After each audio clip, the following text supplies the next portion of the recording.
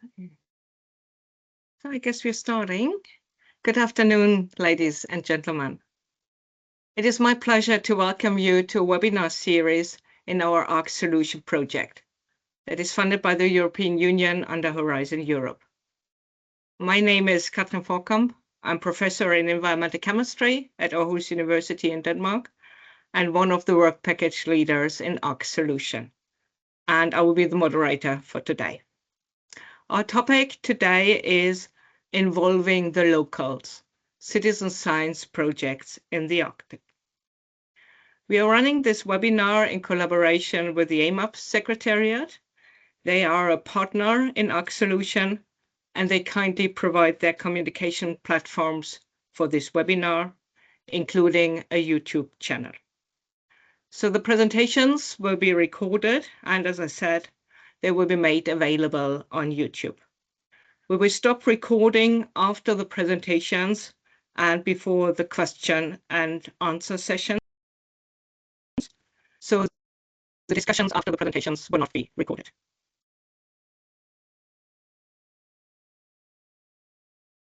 The full title of our ArcSolution project is Arctic Pollution in a One Health Perspective, from complex challenges to sustainable solutions.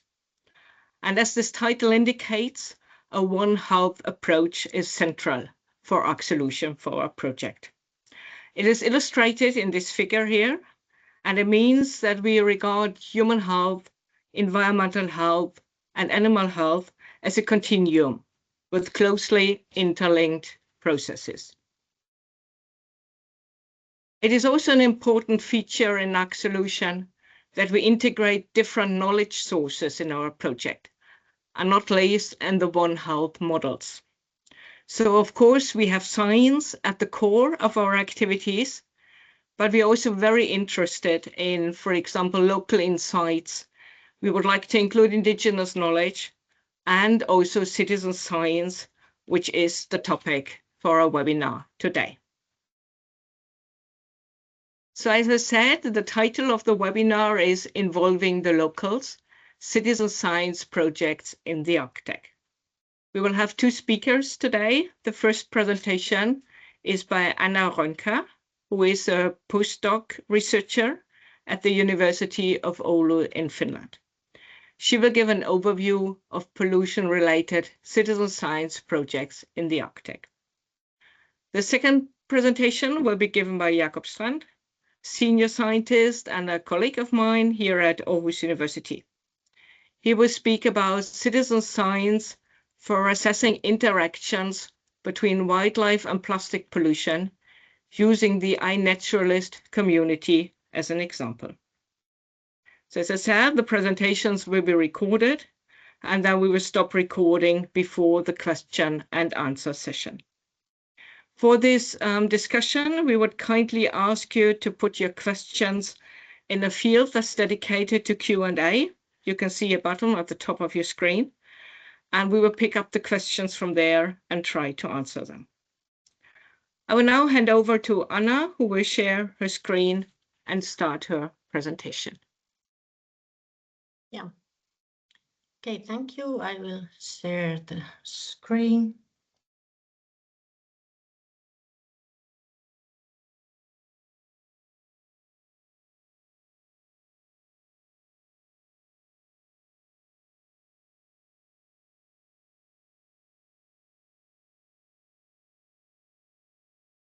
Okay, here is the slides and probably works well. So good evening, afternoon and welcome on. I'm happy to be here today and talk about this topic and thank you for your participation. So I will talk about, present about overview of pollution-related citizen science project in the Arctic. And here are the contents of the presentation. So first, what is citizen science? Some basic facts about it. And then I present findings of this overview and give two project examples, and then have a couple of slides of discussions and conclusion. So here. So what is citizen science?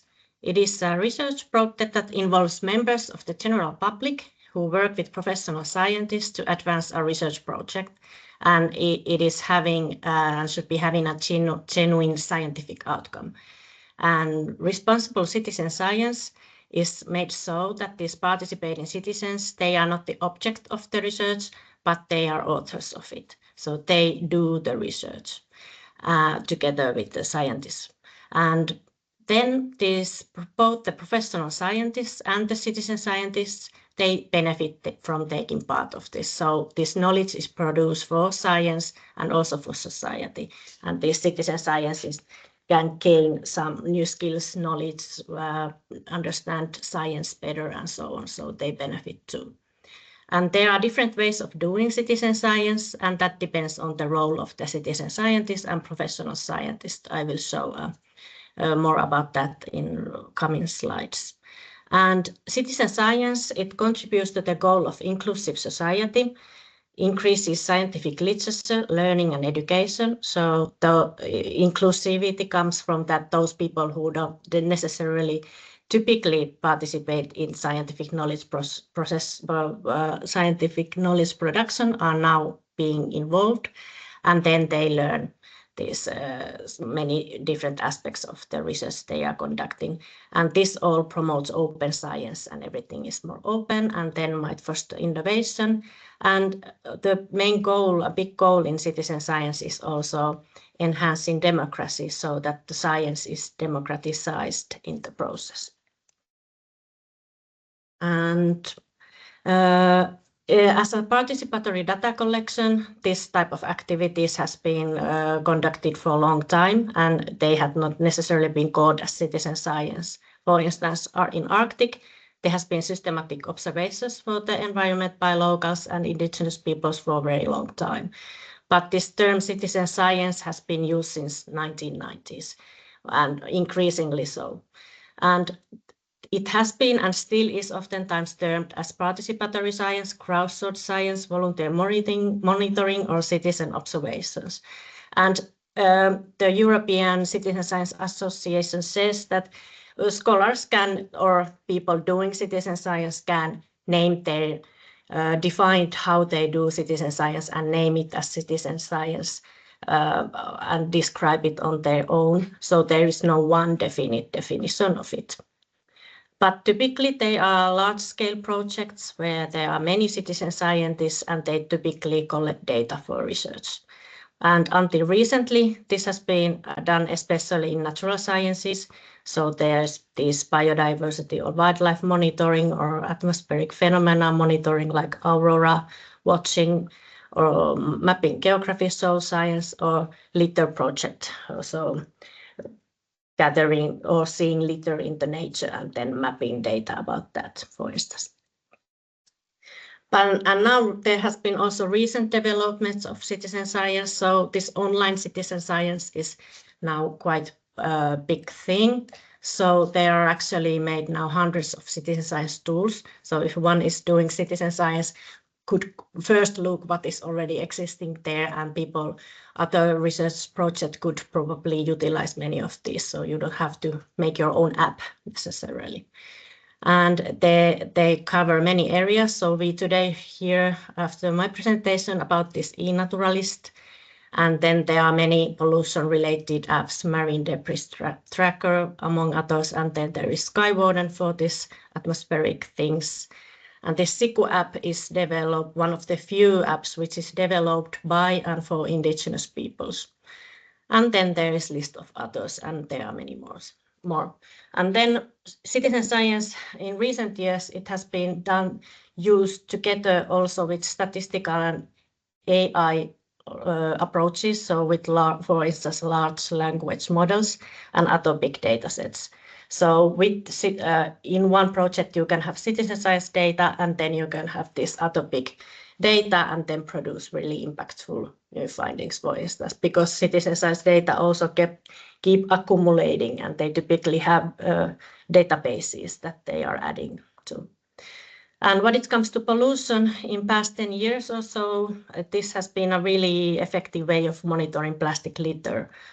And this bring potential benefits to professional researchers and authorities and create awareness of plastic pollution at the society level. When people work with the plastic they see in nature, they maybe change their behaviors to be more not litter, for instance. And I wanted to mention here also about educational aspect of citizen science. So it is often used in educational environments with pupils and teachers participating, and it is a good way of educating young people. It may facilitate in-depth learning, increase knowledge, and it might be motivating for them to participate in these real type science projects. And then, like I said, promote pro-environmental attitudes and may cause behavioral change. And this all could then, if we talk about pollution, contribute to sustainable development. And it is inclusive so that pupils in school classes, they comes from many different backgrounds. So then you may attract people, all kinds of people, pupils to this. And the students also may have clever ideas for dissemination and outreach with social media, and so also it might be useful. And then this is way of intergenerational learning too. So if students participate in interesting project, they probably talk about it at home, or then there could be this dissemination activities to parents and other family members too, and the community. So there is many benefits. And here is the most common type citizen science approaches, and not every project can be clearly put into the categories, but this is how it usually is divided. So contributory, collaborative, co-created, and citizen-led. And these contributory types, it is so that citizen scientists participate in data collection typically, and that's only it, or then they might do some basic level data analysis, meaning cleaning or sorting or classifying. And scientists lead and do other aspects of this project. In collaborative form, citizen scientists has a little bit more participation. They might refine research questions and they do data collection, and then they might participate in analysis and interpretation and other aspects too, but still scientists lead. And then in co-created part, they are involved more from the beginning, and they partner with researchers in co-designing research questions already, methods, what methods to use, and then do the data collection and so on. And citizen-led projects are more rare, but it happens too. And then the idea for the study comes from citizens, and they contact researchers, and scientists have more a consultatory role, helping in the process. So, and now to this overview of pollution-related citizen science.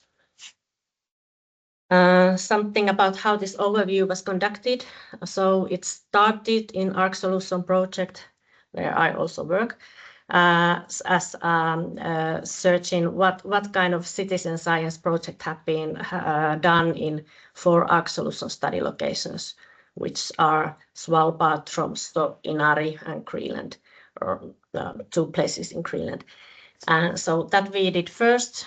And there was also citation training and expert added references, and that focus was on One Health and pollution. And there was update search in March and 25, and now in this fall we had the same search string from same 4 databases, but extended the geographical location to all Arctic. And then third step was then to clarify a little bit more the pollution related keywords, and this is done in English language. English language literature, so basically scientific literature. And there were also some exclusion criteria too.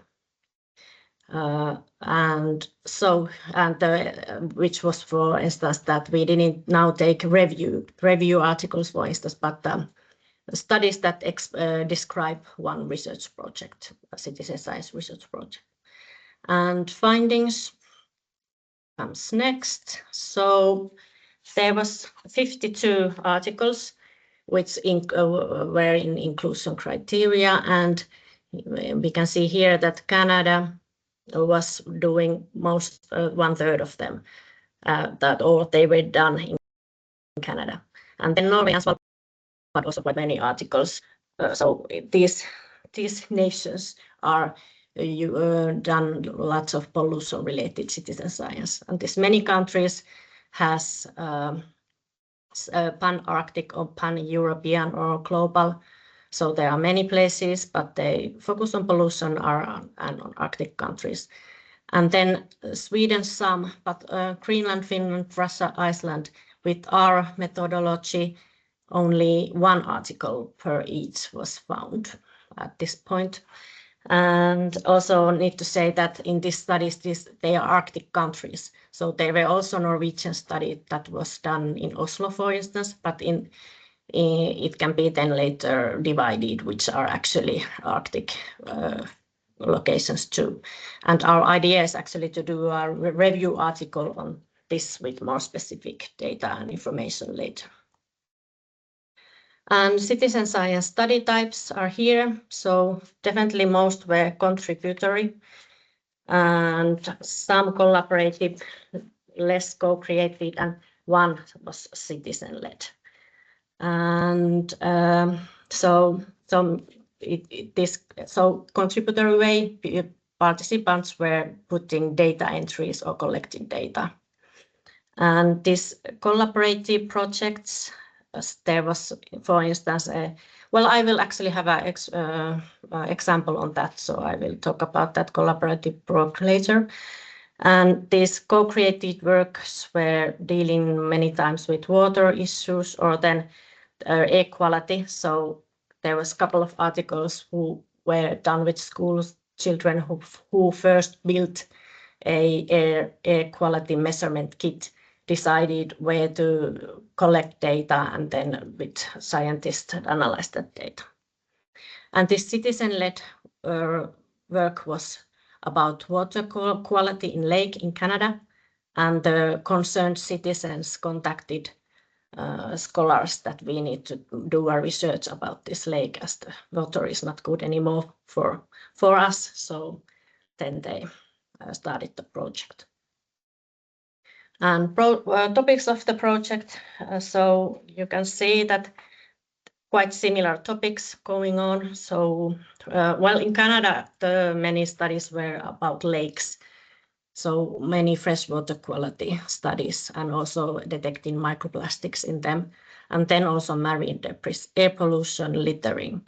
And this is similar to other cases too. So marine, beach debris, air pollution is typical topics when citizen science is used.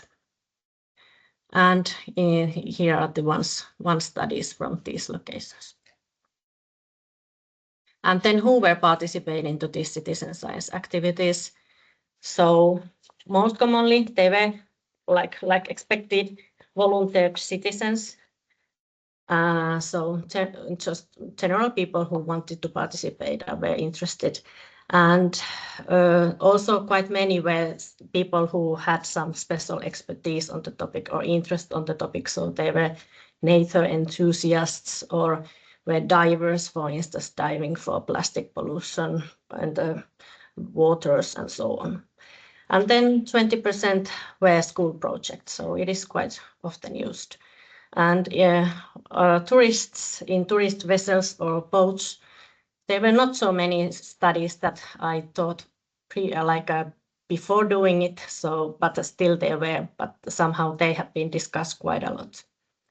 And then there was also studies where many groups was included in one project. So also like some municipality people, children and adults and some professionals. And here is now 2 examples. So this one is contributory citizen science project, and I selected this because it was a very big project and related to pollution and was successful and had also students in it. So just to go quickly what is said here. So This was a nationwide assessment of plastic pollution in the Danish realm. So it was also in Faroe Island and Greenland. And almost all municipalities in Denmark was included. So very high geographical coverage. So pupils collected litter samples of and documented plastic pollution in 8 different nature types, and 57,000 participated to this with wide age range. And so each school class got sampling kits, and there was these tools how to do this, and sampling protocol for the EU's joint litter category list. And there was also a by-side educational program, so one for the students and one for the teachers. So teachers know what to do, how to do it, and students too. And this was sent prior 2 months, so they had time to get into it. And then it was done via YouTube videos. So they got a good shown how to do this. And this was successful, so data quality was also pretty good. And the second one, I chose this Adopt a Lake, as it was pretty typical from Canada side. And it was also had One Health perspective, which was not very common in these studies, pollution-related studies. So, and also it was contributory, also a little bit collaborative projects. So it was about water quality again. So there was this bacterial plumes in Canadian surface waters, and some scientists was worried about it. And they then recruited people who were living close to these lakes to participate in this project. And so they documented the cyanobacteria and toxins with citizen scientists, and aim was to improve public awareness of the issue as well. And they were trained well to do this and given all the equipment. And then this continued after the data collection phase, so that they created personalized reports to each participating citizen scientists on how their data was used and what were the findings. And they also developed a new massive open online course MOOC on this issue. So, and it was provided, offered in university. And so the citizen scientists took the class if they wanted, and also university students were able to participate and learn more. So these were the examples. And now discussion and concluding remarks.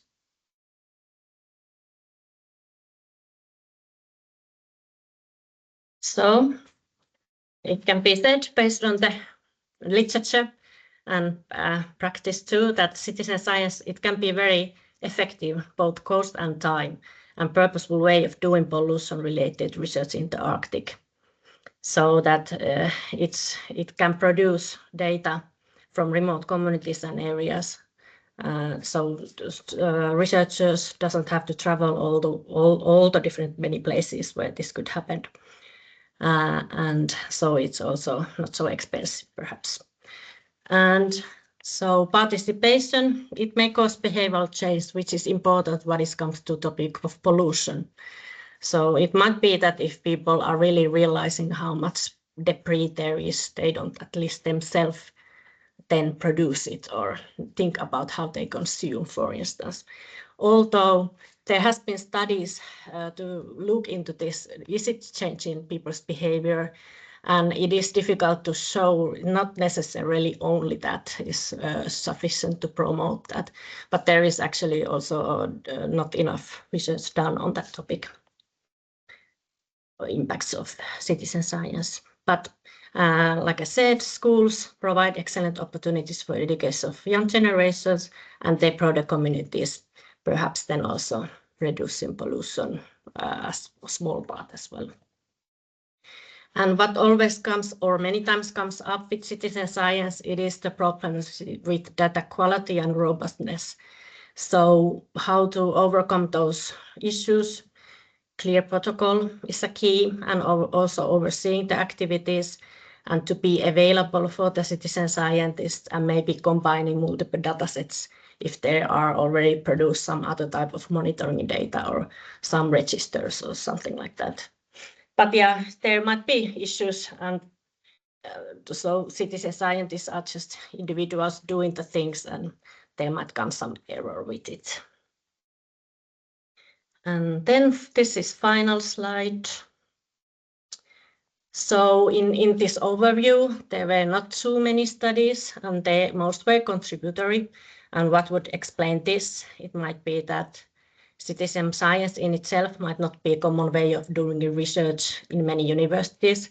Like here in Oulu, it is now quite a thing and popular way of doing research, but quite recently we started to talk about citizen science, relatively recently. And also how there was no research from Finland as far as one was found with these keywords. So pollution as such perhaps is not such a big issue, that then there has been an interest of doing citizen science on the topic.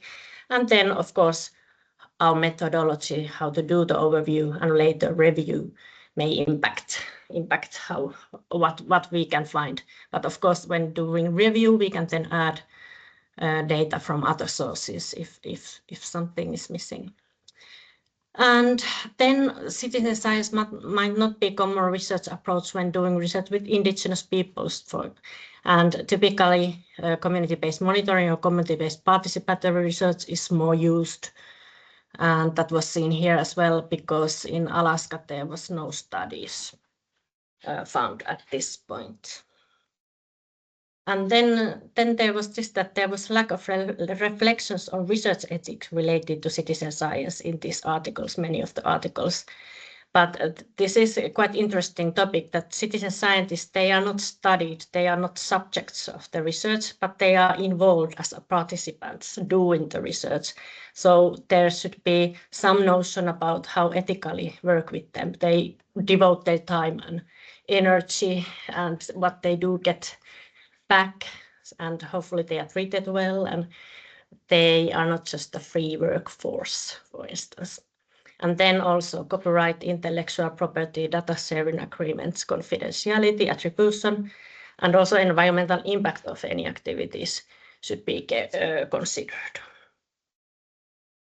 And then also inclusion of participants.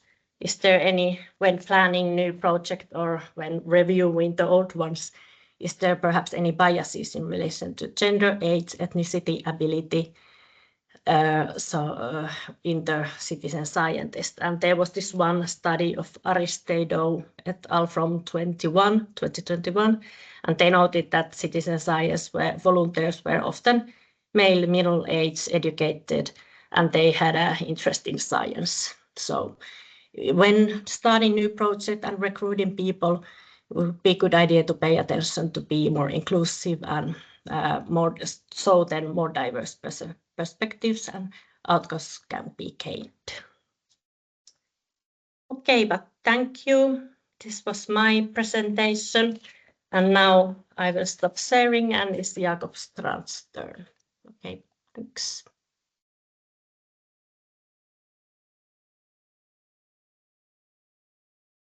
Thank you, Anna. Yes, I will share my presentation.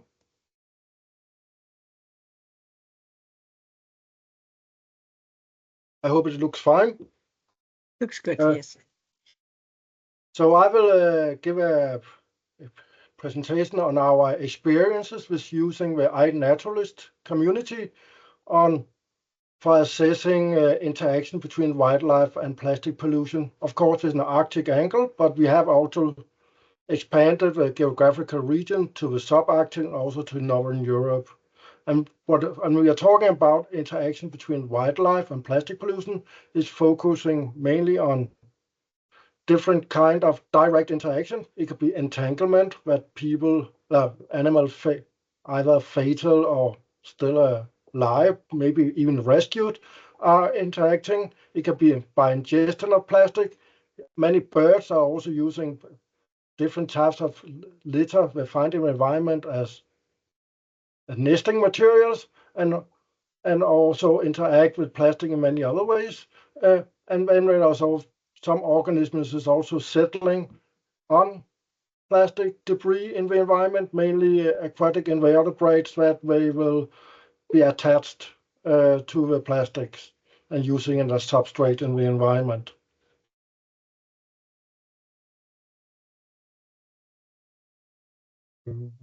I need to shift my slide. Yes. So why citizen science matters for understanding wildlife and plastic interaction? It is a global issue. It is both from tropical regions to the Arctic and both impacting both the marine and terrestrial environments.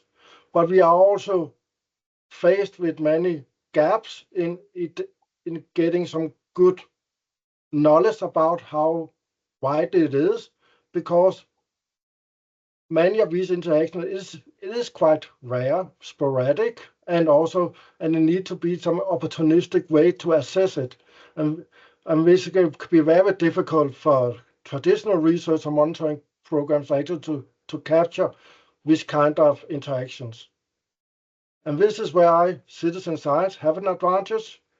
And it can assist us to get more information on to identify vulnerable species, reveal the types of interaction and what types of impacts, maybe also identify what problematic litter items that occur in the environment, map hotspots and affected habitats, and of course also raising awareness of where and why it actually is an issue in the environment.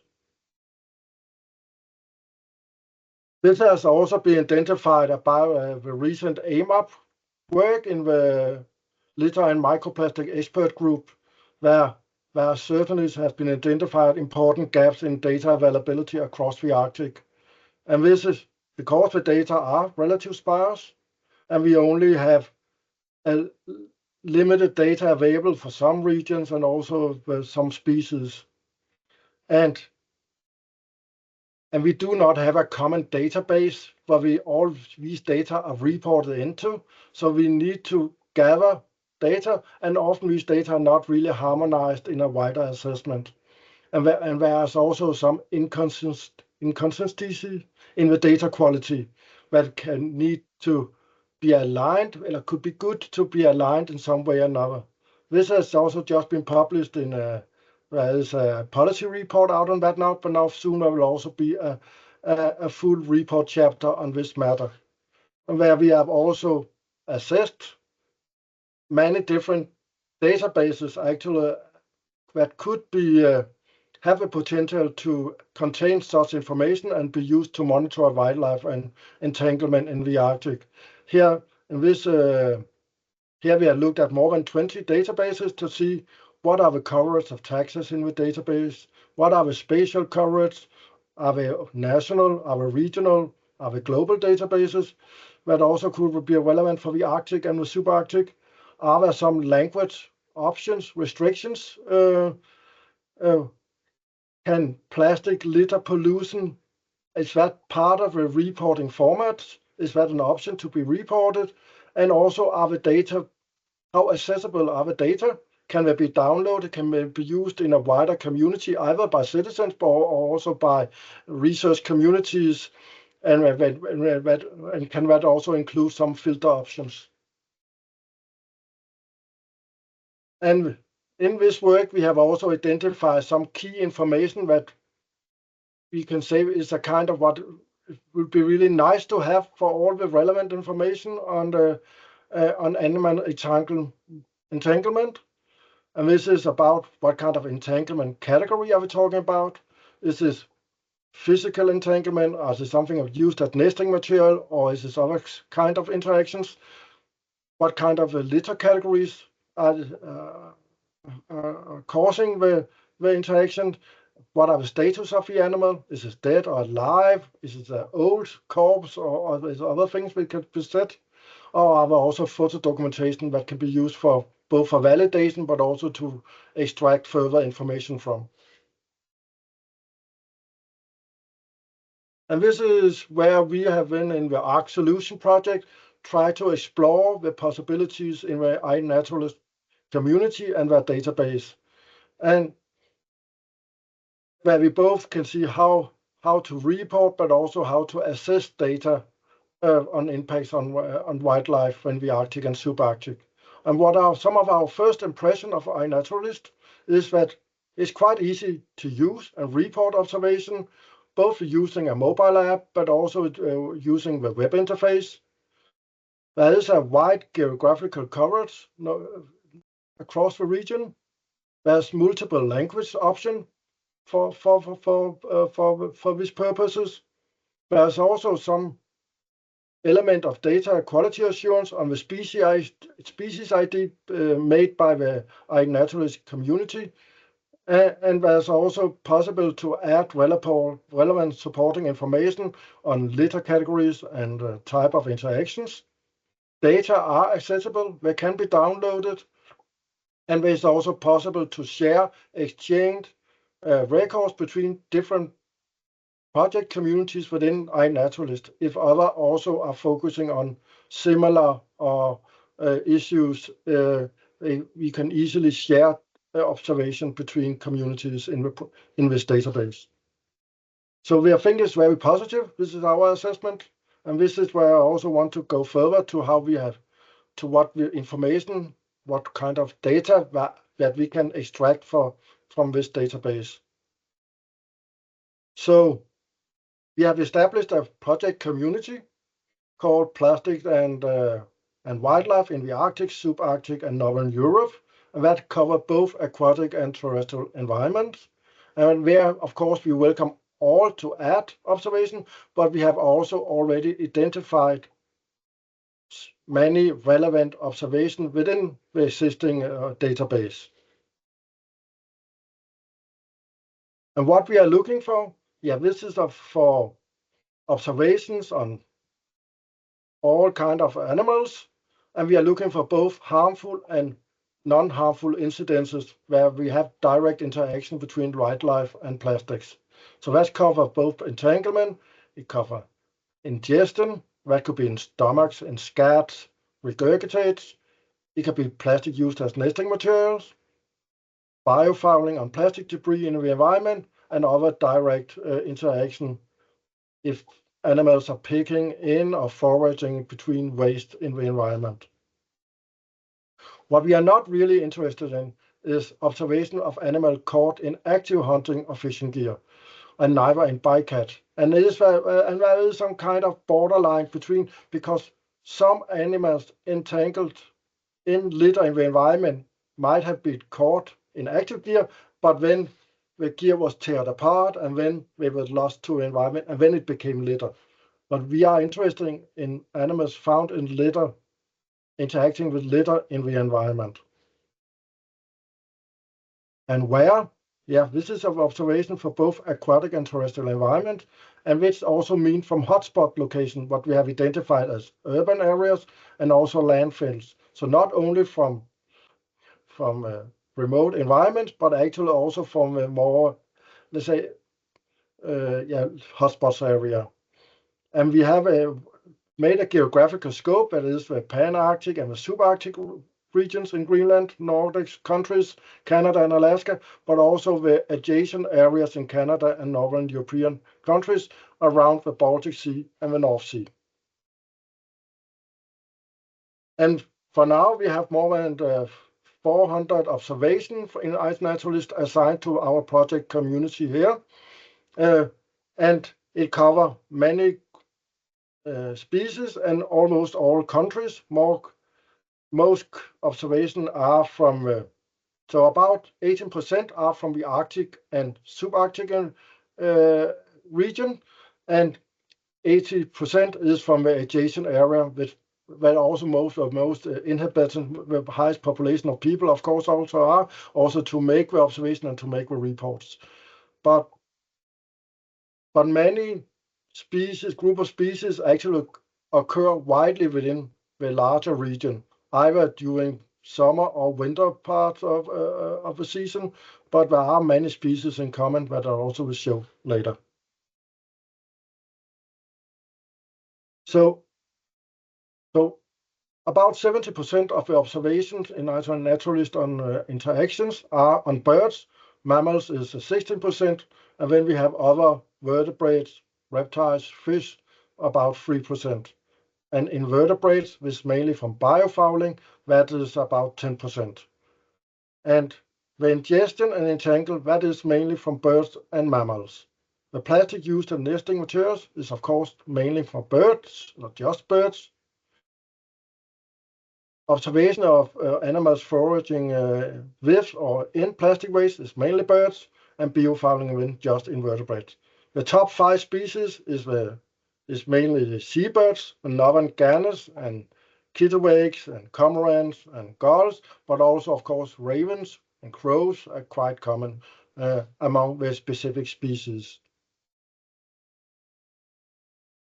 If you want to look more into the entanglement observation, we have identified about 120 observations, and where we have here grouped them into what are observation of dead animals, what are often also if animals are rescued, people are releasing, helping the animals in the environment, and then there are something where we have observation of animals alive in the environment, entangled.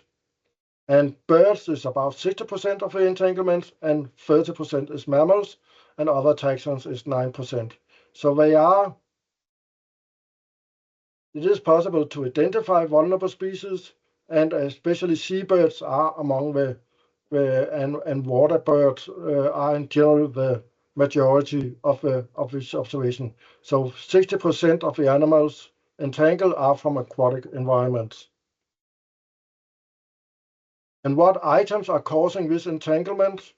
In marine environment is mainly strings, ropes, and net pieces from fishery.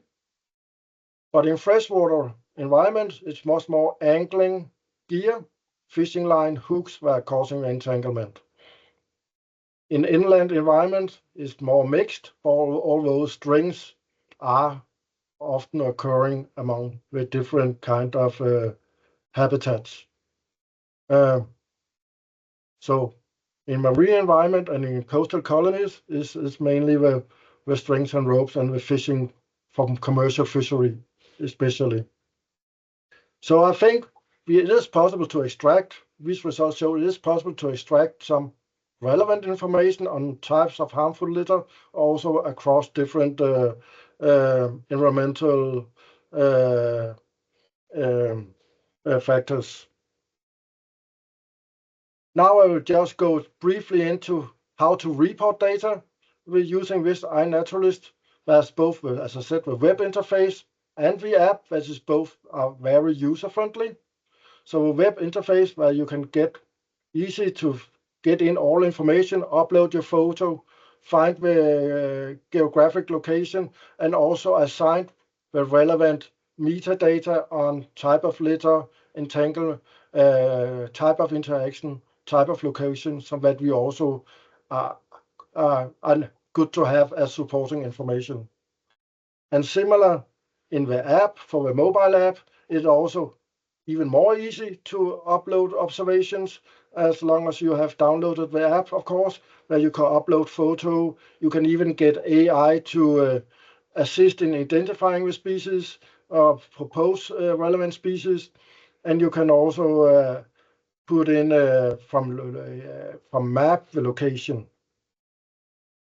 And this is how it looked like. For instance, here you have a doika from the marine environment. AI identifies the species correct. You can put in the geographic location where you have made the observation. You can zoom in to a very specific point. And then you can, from drop-down menus, add the relevant supporting information on the type of litter and type of interaction that we are also asking for.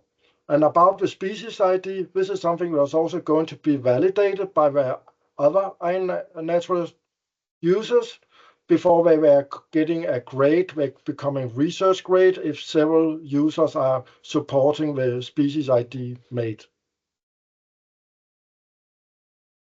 What we also, of course, is working on is to give some update, some news on the project. How does the project communities go? And we are also working with developing, for instance, for Kalaallisut, the Greenlandic language, try to update the species list in native names, but also we will also look more into the possibility to further translate some part of iNaturalist into to native language, because we think this can also be a support for the project to get outreach. We have also developed SWORD protocol that can be downloaded to what we are looking for and how to work with the information. And we have also developed a photo guide that can be downloaded as well. But of course, how to get further observation into a community is of course, it's challenging. It's about sharing a message with abroad and across and engage people. And because we invite many actors into this, we want to have nature enthusiasts to be aware of this. Schools, hunters, fishermen, researchers, and citizens at large. And we are also to try to reach out to many actors, for instance, in Greenland as a case. But of course, we have also identified several barriers. One major barrier is that only few occasional observations are to be made. It's not something that you go on a daily basis and observe. Of course, there might also be limited awareness of our project in iNaturalist. You can also forget if you have an observation to add it. You can have a preference for another database, of course. There are many databases out there, as I showed.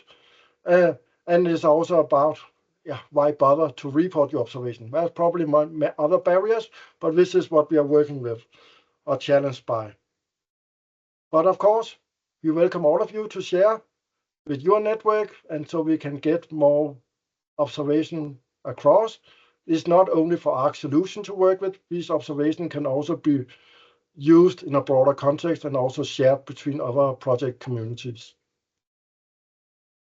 So we welcome all to add observation. Also, if you have old observation, if you already know, I have a photo of this, I once saw a seal entangled, or please upload it to our community, both harmful and non-harmful incidences. And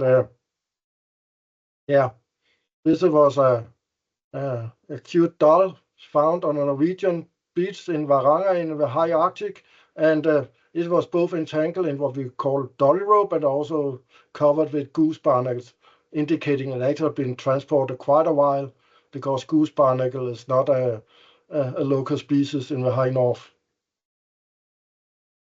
So acknowledgement for this work. Of course, all the iNaturalist contributors adding observations. Please also assign it to our community, which make it more easy for us. The ArcSolution, Aarhus University, and my colleagues. Then I'm also a member in the AMAP litter and microplastic expert group, where we have also looked closer into this as presented.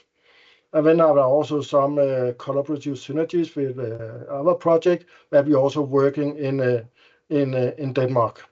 So thanks for your attention. Thank you very much for the presentations, Anna and Jakob, and you can see some hands applauding there already. So this was very nice and very informative. And just want to repeat that, of course, we encourage everybody who's listening today to join this project and help us with observations, and also, of course, spread this information to your own networks.